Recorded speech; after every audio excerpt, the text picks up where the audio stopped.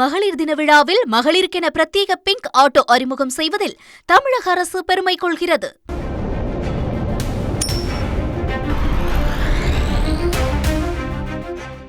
வணக்கம் நேயர்களே, இன்னைக்கு நான் உங்களை ஒரு புது நாட்டுக்கு கூட்டிட்டு போக போறேன்.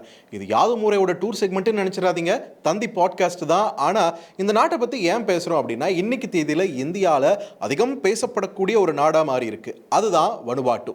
வனுவாட்டு எங்க இருக்குன்னு தெரியலையா? நீங்க மேப்ல போய் தேடினீங்களா கூட கண்டுபிடிக்கிறது கஷ்டம் தாங்க. ஏன்னா தென் பசிபிக் பெருங்கடல்ல ரொம்ப குட்டியா இருக்கக்கூடிய ஒரு தீவு நாடு தான் இந்த வனுவாட்டு. அதை பத்தி இங்க இந்தியாவில் பேசுறதுக்கு காரணம் என்னன்னு கேட்டீங்களன்னா, அதுக்கு காரணம் இந்திய அரசால தேடப்படக்கூடிய ஒரு நபர். யார் அந்த நபர்? நீங்கள் ஒரு வேளை ஐபிஎல்ல ரெகுலராக ஃபாலோ பண்ணுற ஒரு நபராக இருந்தால் நிச்சயமாக உங்களுக்கு பரிச்சயமான ஒரு பேர் தான். அதுதான் லலித் மோடி. அதையும் மீறி யார்ப்பா அந்த லலித் மோடி நீங்கள் கேட்டிங்களன்னா, உங்களுக்கான பதில் இன்னைக்கு பல ஆயிரம் கோடி ரூபாய் பணம் புரண்டுகிட்டு இருக்கு இல்லையா இந்த ஐபிஎல் டோர்னமெண்ட். அது உருவாகிறதுக்கு காரணகர்த்தாவாக இருந்தவர்களில் லலித் மோடியும் ஒருத்தர். அது மட்டும் இல்லாமல் வருஷம் ஃபுல்லாக ப்ளீட் ப்ளூன்னு நாம் சொல்லி சுற்றிட்டு இருக்கும்போது ஒரு 2 மாதத்துக்கு மட்டும் ப்ளீட் எல்லோன்னு சுற்ற வச்ச சிஎஸ்கே ஒரு புறம், அவங்களுக்கு டஃப் கொடுக்குற மும்பை இந்தியன்ஸ் மறுபுறம், இவங்களுக்கு நடுவில் 17 வருஷமாக கப்பே ஜெயிக்காமல் கெத்து காட்டிட்டு இருக்க ஆர்சிபின்னு ஒரு மாஸ் என்டர்டெய்னராக இன்னைக்கு ஐபிஎல் டோர்னமெண்ட் மாறி இருக்கிறதுல லலித் மோடியோட பங்கு அளப்பரியது. இவ்வளோ பெரிய ஒரு டோர்னமெண்ட் நடக்கும்போது அதிக அளவில் பணமும் தேவை, அப்படியே கிளாமரும் தேவை. அதை கொண்டு வந்ததும் லலித் மோடி தான். ஒரு பக்கம் முகேஷ் அம்பானியை டீம் ஓனராக கொண்டு வந்தார், மறுபக்கம் பாலிவுட் பிரபலங்களான ஷாருக் கான், ஷில்பா ஷெட்டி, ஜூஹி சாவ்லா இவங்களையெல்லாம் டீம் ஓனர்ஸாக கொண்டு வந்தார். குறிப்பாக பிரீத்தி சிந்தாவை மறந்துட்டோம் பாருங்க. இவங்களெல்லாம் கொண்டு வந்து டீம் ஓனர்ஸாக மட்டும் இல்லாமல் களத்துலையும் ஆட விட்டு ஃபுல் என்டர்டெயின்மெண்ட்டை மக்களுக்கு கொடுத்தாரு லலித் மோடி. இவ்வளோ நிறைய விஷயம் பண்ணியிருக்காரு, அவரை ஏன் இப்போ இந்திய கவர்மெண்ட் தேடிட்டு இருக்கு அப்படின்னு நீங்கள் கேட்கலாம். இதுக்கு நாம் கொஞ்சம் ஃப்ளாஷ்பேக்கு போகணும். கடந்த 2009ஆம் ஆண்டு ஐபிஎல்லோட ப்ராட்காஸ்டிங் ரைட்ஸ், அதாவது இந்த ஒளிபரப்பு உரிமை இருக்கு இல்லையா, அதில் மோசடி நடந்ததா ஒரு குற்றச்சாட்டு எட அதுக்கு விசாரணையும் தொடங்குச்சு. அந்த விசாரணை அதிகாரி அப்படியே நூல் பிடிச்ச மாதிரி போக போக அது லலித் மோடி பக்கம் தான் திரும்பிச்சு. மனுஷன் சட்டுன்னு உஷாராகி எஸ்கேப் ஆயிட்டாரு, போய் லண்டன்லயும் செட்டில் ஆயிட்டாரு. அன்னைக்கு இந்தியாவை விட்டு போனவர் தாங்க. அதுக்கப்புறம் அவரை இங்க பார்க்கவே முடியல, அப்படியே லண்டன்லயே ஜம்முன்னு உட்கார்ந்துட்டாரு. அவரை எத்தனையோ முறை இந்தியாவுக்கு கொண்டு வர்றதுக்கு நம்மளோட கவர்மெண்ட்ஸ் முயற்சி பண்ணிக்கிட்டே இருந்தாங்க. அப்புறம் அந்த காங்கிரஸ் கவர்மெண்ட்டும் சரி, இப்போ இருக்கிற பிஜேபி கவர்மெண்ட்டும் சரி, எவ்வளவோ முயற்சி பண்ணியும் அது எல்லாமே ஃபெயிலியர் தான் ஆயிருக்கு. லலித் மோடியை ஒன்றுமே பண்ண முடியல. இந்த நிலையில தான் போன மார்ச் 7ஆம் தேதி லண்டன்ல லலித் மோடி ஒரு அப்ளிகேஷனை போட்டிருக்காரு. அதாவது நான் இந்திய பாஸ்போர்ட்டை சரண்டர் பண்ணிடுறேங்க அப்படின்ட்டு. அதுக்கப்புறம் தான் நம்ம வெளியுறவுத்துறை தரப்புல இருந்து ஒரு விளக்கத்தை கொடுத்துருக்காங்க. அது என்னன்னா, லலித் மோடி வனுவாட்டு நாட்டோட குடியுரிமையை வாங்கிட்டாருன்னு, ஆனாலும் அவர் மேல இருக்கிற கேசஸ்லாம் தொடருதுன்னு ஒரு விளக்கத்தை கொடுத்துருந்தாங்க. உடனே அதை பார்த்த ஜனங்க என்ன சொல்வாங்க, இவருக்கு எப்படிங்க குடியுரிமை கிடைச்சது? நான் தினமும் 3 வேளை குளிக்கிறேன், 6 வேளை பூஜை பண்றேன், எனக்கு ஒன்றும் கிடைக்க மாட்டேங்குது, இவர் இவ்வளோ தப்பு பண்ணிட்டு இவருக்கு எப்படி குடியுரிமை கிடைச்சாங்க? இங்க அமெரிக்கா, கனடா, ஆஸ்திரேலியாலாம் போகணும்னா கண்ட எக்ஸாம்லாம் எழுதி உழைச்சி ஓடா போய் கிரீன் கார்டை வாங்கி சிட்டிசன்ஷிப்பை வாங்குறதுக்குள்ள நொந்து நூடுல்ஸ் ஆகிறோம், இவருக்கு மட்டும் எப்படிங்க கிடைச்சது அப்படின்னு தொடர்ந்து சமூக வலைதளங்களில் கேள்வி எழுப்பிட்டு இருந்தாங்க. இதுக்கெல்லாம் ஒரே ஒரு பதில் தான். அந்த பதில் பணம். ஆமாங்க, வனுவாட்டு நாட்டில் சிட்டிசன்ஷிப் பை இன்வெஸ்ட்மெண்ட் அப்படின்னு ஒரு ரூல் இருக்கு. அந்த விதிமுறைப்படி அந்த நாட்டில் நீங்கள் இன்வெஸ்ட் பண்ணாலே உங்களுக்கு சிட்டிசன்ஷிப்பை கொடுத்துருவாங்க. $1,30,000, அதாவது நம்ம ஊர் காசுக்கு 1,13,00,000 ரூபாயை நீங்கள் வனுவாட்டில் இன்வெஸ்ட் பண்ணீங்களன்னா உங்களுக்கு சிட்டிசன்ஷிப் கொடுத்துருவாங்க. புருஷன் பொண்டாட்டிய கப்பலாக நாங்கள் செட்டில் ஆகணும் அப்படின்னீங்களன்னா கொஞ்சம் விலை அதிகமாகும்.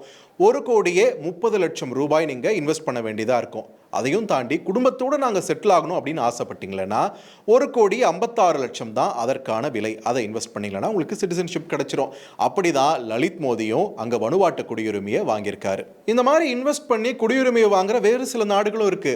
ஆனால் அதுக்கு நீங்கள் மாச கணக்கில், சில சமயம் வருஷ கணக்கில் கூட காத்திருக்க வேண்டியதாக இருக்கும். ஆனால் வனுவாட்டு நாட்டை பொறுத்த வரைக்கும் வெறும் 60 நாள் தான் அந்த சிட்டிசன்ஷிப் உங்கள் கைக்கு சேர்ந்துடும். அது மட்டும் இல்லைங்க, இந்த நாட்டை பொறுத்த வரைக்கும் இங்கே சிட்டிசன்ஷிப் வாங்க நீங்கள் அங்கே போகணும்லாம் அவசியம் கிடையாது. நீங்கள் எந்த நாட்டில் இருந்தும் அப்ளை பண்ணலாம். நீங்கள் இன்வெஸ்ட் பண்ணால் மட்டும் போதும், உங்களை தேடி சிட்டிசன்ஷிப் வரும். ஒருவேளை நீங்கள் துபாயில் வசிக்கக்கூடிய ஒரு இந்தியர்னு வச்சுக்கோங்களேன், நீங்கள் துபாயில் இருந்துக்கிட்டே வனுவாட்டுவில் இன்வெஸ்ட் பண்ணுறீங்க. அப்போது துபாயில் இருக்கக்கூடிய உங்கள் வீட்டுக்கே வனுவாட்டுவோட சிட்டிசன்ஷிப் பார்சலில் சேரும்னா பார்த்துக்கோங்களேன். அந்த அளவுக்கு இந்த ப்ராசஸை எளிமையாக்கி வச்சுருக்காங்க வனுவாட்டு.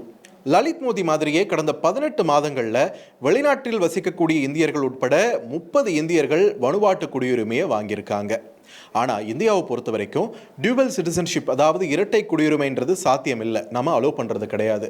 அதனால தான் லலித் மோடி தன்னுடைய இந்திய பாஸ்போர்ட்டை சரண்டர் பண்ண அப்ளை பண்ணியிருக்காரு. இதோட சேர்த்து வனுவாட்டு குடியுரிமையை வாங்கிட்டீங்களன்னா உங்களுக்கு இன்னொரு ஜாக்பாட்டும் அடிச்ச மாதிரி தான். அது என்னன்னா, அந்த நாட்டோட கோல்டன் பாஸ்போர்ட் வச்சிருந்தீங்களன்னா 113 நாடுகளுக்கு வீசா இல்லாமலே நீங்க பயணம் பண்ணலாம். அந்த அளவுக்கு ஒரு பவர்ஃபுல் பாஸ்போர்ட்.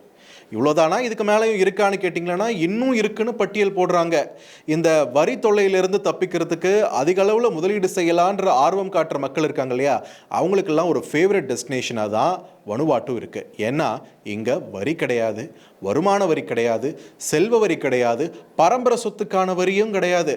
இப்படி எந்த வரியும் இல்லாத தேசம்தான் இன்னைக்கு முதலீட்டுக்கான ஒரு ஃபேவரட் தேசமாகவும் மாறி இருக்கு உலக அளவில். வனுவாட்டுல குடியுரிமை பெற்றவர்களுடைய நிதி இருப்பு குறித்த ரகசியத்தன்மையும் வழங்கப்படுது. குறிப்பா வெளிநாட்டு வாழ் இந்தியர்கள் இந்திய மூலத்திலிருந்து அவங்களுக்கு கிடைக்கக்கூடிய வருவாய்க்கு வரி விதிப்பு கட்டுப்பாடுகளை இந்தியா அதிகரிச்சிருக்கு.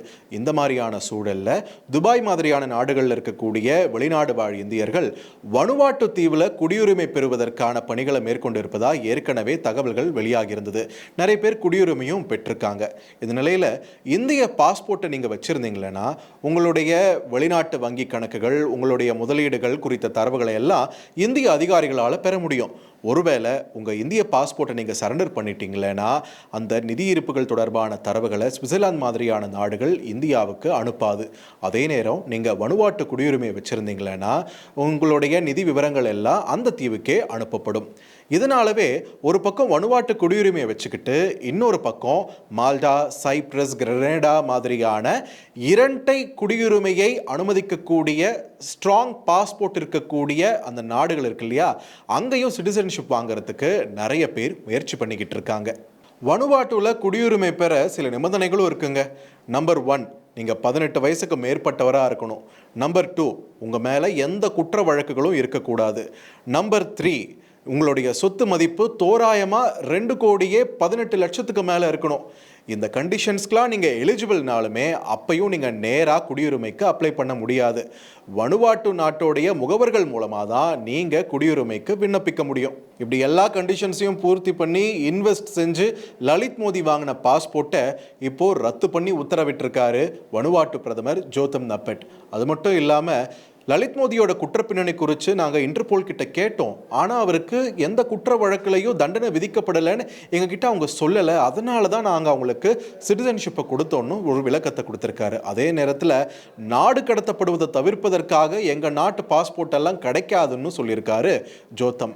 இந்திய கோரிக்கைப்படி இன்டர்போல் நடவடிக்கை எடுத்தால் லலித் மோடியோட வனுவாட்டு குடியுரிமையும் ரத்தாகும்னு சொல்லியிருக்காரு அந்நாட்டு பிரதமர் ஜோதம் நப்பெட்.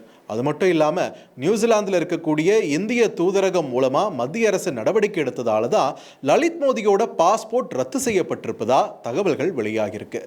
பாஸ்போர்ட்டை ரத்து செஞ்சதும் மனுஷன் உடஞ்சு போயிருப்பார் நீங்க நினைச்சீங்களன்னா அதுதான் தப்பு. மனுஷன் வனுவாத்துல பீச் காத்தை வாங்கிக்கிட்டு சும்மா ஜம்முன்னு வைப் பண்ணிக்கிட்டு அதை வீடியோவாகவும் எடுத்து போட்டு இணையத்தை பத்த வச்சிருக்காரு. லலித் மோடி இந்தியா வருவாரா? பொறுத்திருந்து பார்க்கலாம்.